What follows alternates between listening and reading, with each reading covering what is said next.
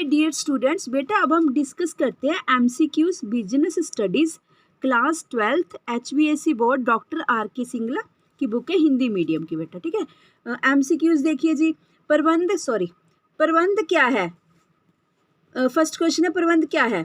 बस आप सिर्फ बेटा आंसर रट के जाने, आपने मत देखा करो कि इसमें और क्या आगे बना। बस प्रबंध क्या है? जो एक प्रबंधक करता है। आंसर सेकंड, एक प्रबंधक उद्देश्यों को कैसे प्राप्त करना चाहता है। आंसर कुशलता व प्रभावपूर्णता से। थर्ड, एक प्रबंधक वांछित धन को 12% ब्याज पर प्राप्त कर लेता है। वांछित मतलब जितना चाहता था उतना, जबकि बाजार में प्रचलित ब्याज दर 10% है। ऐसे प्रबंधों को आप निम्न में से क्या कहेंगे? प्रभावी। ठीक है जी, प्रभावी।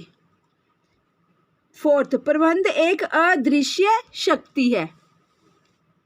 फिफ्थ, प्रबंध में प्राप्त परिणामों का मूल्यांकन करके विचलनों का पता लगाया जाता है और अंत में सुधारात्मक कार्यवाही की जाती है। क्या चीज़ लिखी हुई है बेटे? क्या चीज़ है?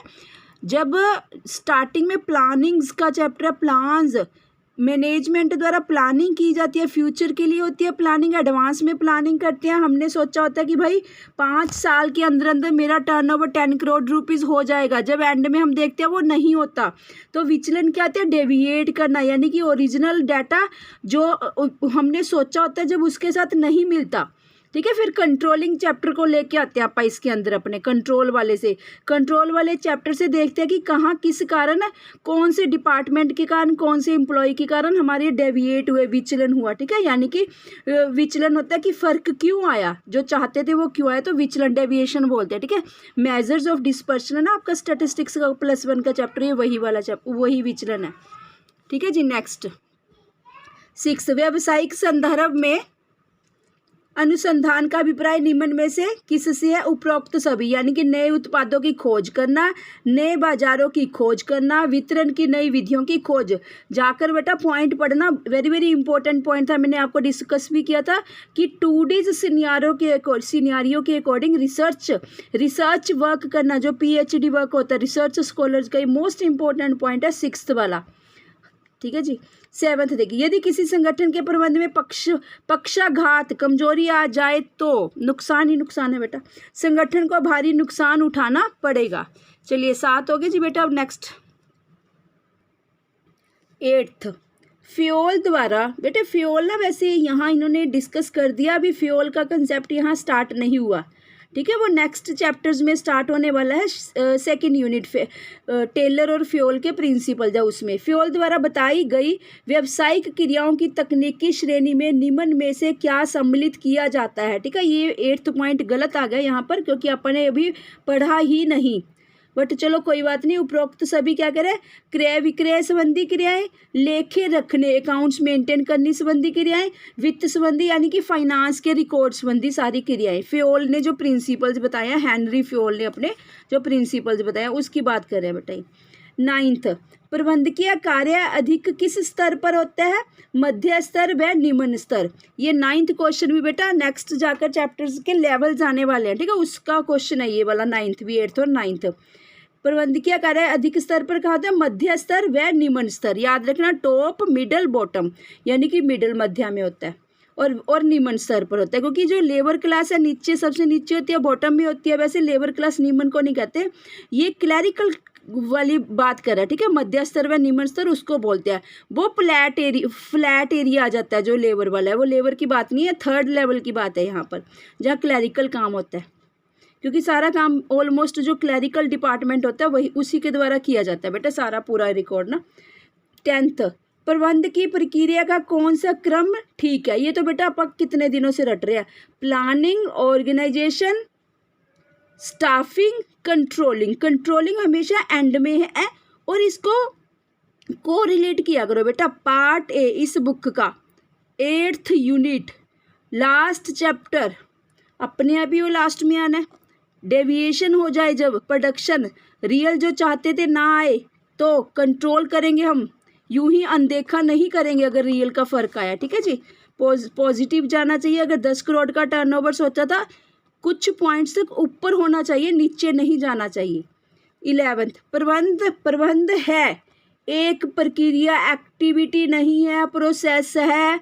याद करो चैप्टर डिस्कस किया था बेटा, एक्टिविटी भी आया था, डायलॉग्स में भी आया था, याद करो।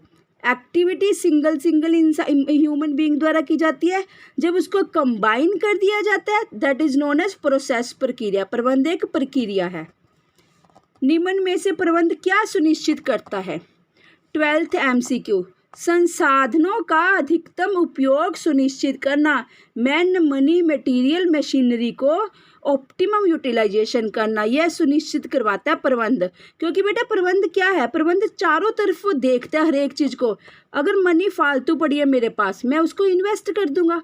अगर फालतू इन्वेस्ट कर रखी है मेरी कंपनी में, मेरे जो ओनर्स हैं, मान लो 3-4 पार्टनर्स हैं, जितना चाहिए वो रख लेंगे। लिक्विड कैश हम नहीं रखेंगे अपने दफ्तर में, ऑफिस में, उसको कहीं ना कहीं री इन्वेस्ट कर देंगे। री इन्वेस्ट करेंगे, वहाँ से इंटरेस्ट आएगा, ठीक है। इस तरीके से उसको ऑप्टिमम यूटिलाइज करेंगे। 13th, निम्न में से कौन सा प्रबंध का उद्देश्य नहीं है? देखो तुम्हें सबको बेटे पहले तो पॉजिटिव वाले पढ़ते जाना, नेगेटिव अपने आप ही रिमूव हो जाएगा। सबसे मेन मोटिव क्या रहता है? लाभ, प्रॉफिट अर्जित करना, संगठन का विकास, ग्रोथ बोला था ना अभी, ऑर्गेनाइजेशनल ग्रोथ, नीति निर्धारण करना, पॉलिसीज मेकिंग, पूरा चैप्टर आने वाला है इसका बेटा, ठीक है जी। ठीक है, रोजगार उपलब्ध करवाना इसका ये उद्देश्य नहीं है, क्योंकि ये सरकार नहीं है, सरकार का काम नहीं है, सरकारी काम नहीं है जो हमने अपना दफ्तर, ऑफिस, मैनेजमेंट इंस्टीट्यूट, कंपनी खोली हुई है, ठीक है, कि लोगों को मैं एम्प्लॉयमेंट नहीं। वो तो चलो अगर मैं कोई काम कर रहा हूँ, मान लो इसी ये ब्रश है मेरे हाथ में, इसकी प्रोडक्शन फैक्ट्री है, प्रोडक्शन फैक्ट्री के लिए मेरे को लेबर चाहिए, तो मैं श्योरिटी थोड़ी देता हूँ कि मैं कितनी लेबर रखूँगा ही रखूँगा। वो तो डिपेंड करता है ना मेरा स्केल कितने का, मतलब कितना का प्रोडक्शन कंपनी कितनी हाई स्केल पे, कितने बड़े स्केल पे मैंने खोल रखी है, ठीक है, ओपन की हुई है जी। 14th, प्रबंध महत्वपूर्ण कार्य है क्योंकि यह समूह के उद्देश्यों की प्राप्ति में सहायक है, इससे क्षमता में वृद्धि होती है, स्किल वाला पॉइंट आ गया, स्किल, ठीक है जी।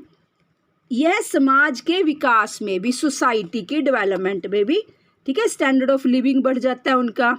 अगर टेक्निकल कोई इंडस्ट्रीज लगाई जाती है तो उसको टेक्नोलॉजिकल नॉलेज गेन होती है मेरी सोसाइटी को। 15th, प्रबंध उद्देश्यों को प्राप्त करता है प्रभावी ढंग से, न्यूनतम लागत पर, दक्षता पूर्ण से, ठीक है जी, ट्रेनिंग वगैरह दिलवाकर। यानी कि उपरोक्त सभी इसका आंसर है, 15th का डी आंसर है जी। चलिए बेटा, इसी के साथ अब आपके MCQs भी कंप्लीट हुए। Thank you students.